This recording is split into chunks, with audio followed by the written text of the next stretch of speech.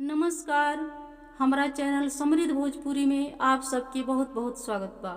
आज हम गाओ तनी एगो राम के भजन।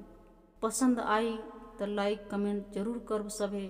चैनल के सब्सक्राइब कइल ना भूलाइब सभे। इससे हमरा प्रोत्साहन मिली और आप सबके तुरंत नोटिफिकेशन।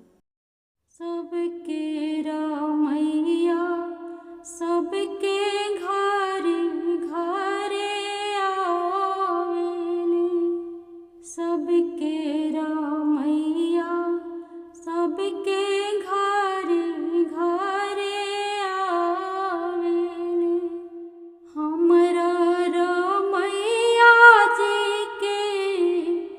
के बनवा दिहल, रामैया बिना मधुबन अवधाऊ दास हो, रामैया बिना मधुबन अवधाऊ दास हो, रामैया बिना मधुबन।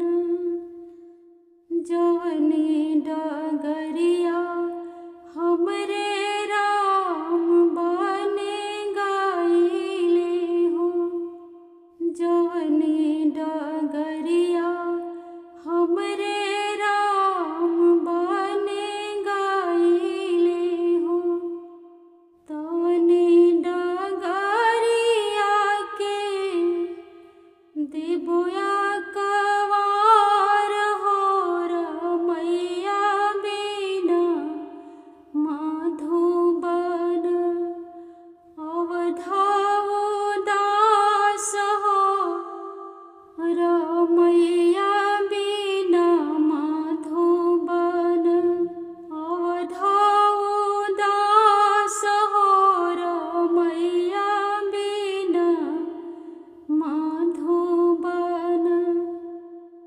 जवनी बिरिछी हमरे राम जी छाइले हो, जवनी बिरिछी हमरे राम जी छाइले हो, तवना बिरिछिया के देबोया